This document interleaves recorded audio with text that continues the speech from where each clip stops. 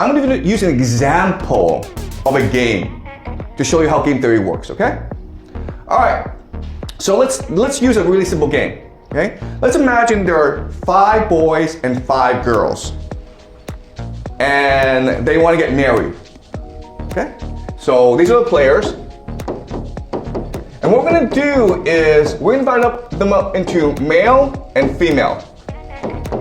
Then what we're going to do is we will rank the males and the females.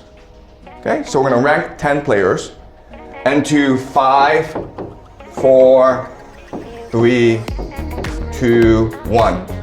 5, 4, 3, 2, 1. Okay? And so how do we rank them? Well, we rank them according to their attractiveness using 3 criteria. The first is genes. The second is wealth. And the third is status. Okay, so genes is very simple. It means that you're good looking. It means you're tall. It means you're healthy. You will live a long time, okay? Genes is pretty simple to understand. Wealth just means that you or your family have a lot of money. Status means that you have a lot of friends. You have a high status job. You come from a really powerful family, okay? So these are the 3 criteria that we can use to judge a person's attractiveness. And then what we can do is rank them from 5 to 1. 5 means really the best. 1 means the worst, okay? And we can rank all 10 according to these metrics. So, according to biology, what we call evolutionary biology or evolution psychology, we're always trying to find the best genes to procreate because this ensures that our genes pass on. Okay? So, remember that men have a penis which they can stick into anything.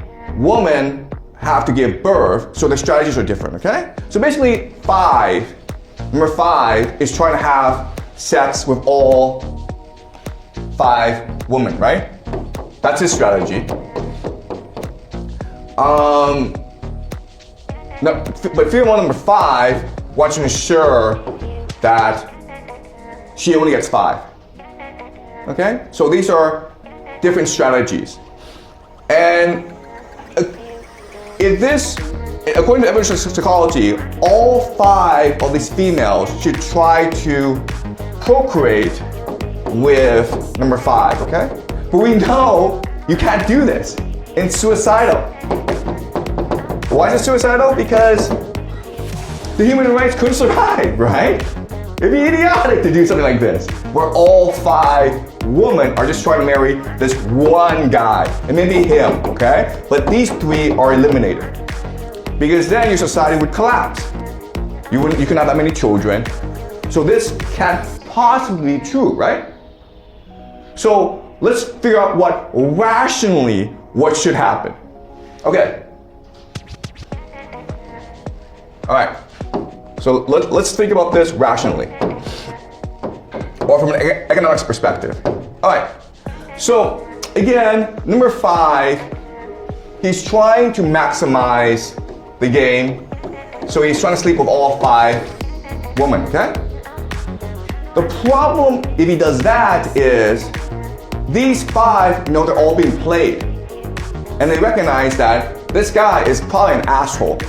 So 5, the best woman is like, you know what? There's not much difference between 4 and 5, so I'll just go marry this guy, right? So number 4 is gone.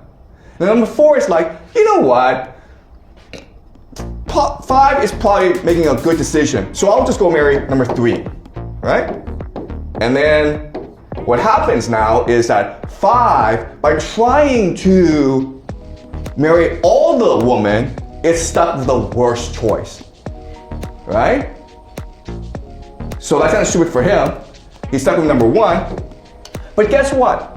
If any of these guys try this crap, the same thing happens to him, where 4 is like, you know what, I can't get 5, but I'll try to get 4 and 3 together. And then 3 is like, screw you, I'm gonna go and marry 2, 4 is gonna marry 3, okay? Then he's stuck with 1 as well. Or he's just alone. So if they try to individually maximize their outcome, they all get screwed in the end.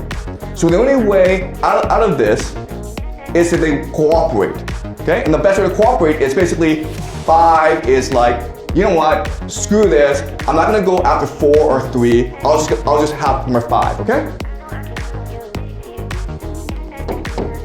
Alright? 4 is like, yeah, I'll just go marry 4. No dating, no games, I'll just go marry 4. And 3 marries 3, 2 marries 2, and 1 marries 1, okay? And the world now is perfect. Everyone has a husband and a wife, and they can now just have children, and the world is perfect. And this is actually the best strategy for all the players, right?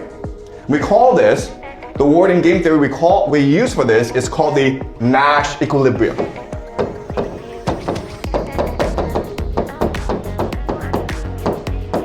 Okay, Nash equilibrium just means that you always reach a state in which all the players maximize their outcome, the Nash equilibrium. And so the world makes sense now. There's a problem with this though. The problem is, in real life, no one does this, okay? In real life, no one actually follows this rule. Nash equilibrium is just a theory we made up. But in real life, that's just not what happens. What happens in real life is we choose to be suicidal, okay?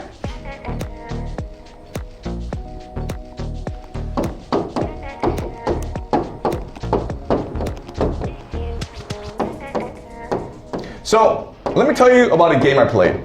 So last year, I was teaching this class, and I asked the boys and I asked the girls, pretend you're now 30 years old, right? Your parents are pestering you to get married, and you've been on the dating market for 10 years. There's really no one that you think is perfect for you. You have basically given up on love. Imagine that you want to get married now, and tell me what is the minimum requirement you need in order to agree to marry someone else. Okay? What's the minimum, okay? And then I had the boys and the girls write down a response. The boys were pretty simple, right? Well, you know, as long as she likes me and as long as I can put my penis into her, I'm good, okay? It's that simple, okay? It really is. Guys are like, yeah, I'll settle for anything. That's the boys, right? Girls were different. Girls were like, okay, if I don't love him, if I'm not even attracted to him, I need about $1 million a month. Yeah, I need about $1 million. Last semester. Okay, all right, so this makes no sense, right? So in theory, we should follow the Nash equilibrium. But in real life, what happens is this. All the girls want this one guy.